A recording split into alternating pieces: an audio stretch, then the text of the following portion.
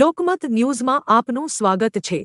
વડોદરા શહેરમાં તંત્રની બેદરકારીના કારણે એક ગંભીર અને હૃદયવિદારક ઘટના સામે આવી છે। વરસાદી કાંસના ખુલ્લા ઢાંકણામાં પડી જવાથી એક ગાયનું કરુણ મોત થયું છે। ખાસ વાત એ છે કે ગાય વાવાની હાલતમાં હતી, જેના કારણે એક સાથે બે નિર્દોષ જીવ ગુમાવવાના બન્યા છે। સ્થાનિક રહેવાસીઓના જણાવ્યા મુજબ કોર્પોરેશનના કોન્ટ્રાક્ટરની બેદરકારી આ ઘટનાનું મુખ્ય કારણ છે। ઢાંકણું યોગ્ય રીતે બંધ ન કરવામાં આવવાને કારણે આ દુર્ઘટના બની છે। ગાયને બહાર કાઢવા માટે માલિકોએ જેસીબીની મદદ લેવી પડી હતી। આ વિસ્તારમાં નાના બાળકો અને પરિવારજનો રહેતા હોવાને કારણે લોકોમાં ભય અને રોષનો માહોલ છે। સ્થાનિક આગેવાન રાકેશ ઠાકોરે તંત્ર પર આકરા પ્રહાર કરતા જણાવ્યું કે આવી બેદરકારી ક્યારેય સ્વીકાર્ય નથી અને જવાબદાર કોન્ટ્રાક્ટર સામે કડક કાર્યવાહી સાથે સંપૂર્ણ તપાસ થવી જોઈએ।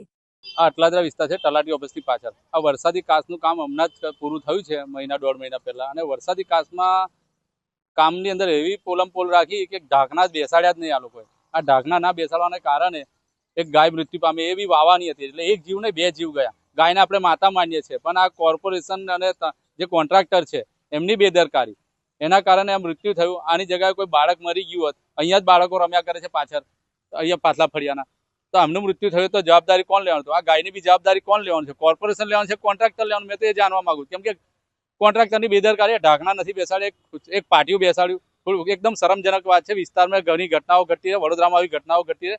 તંત્રએ જાગવું જોઈએ અને આવા ઢાંકણાઓ એને ચોમાસા પહેલા રિપેર કરી દેવા જોઈએ।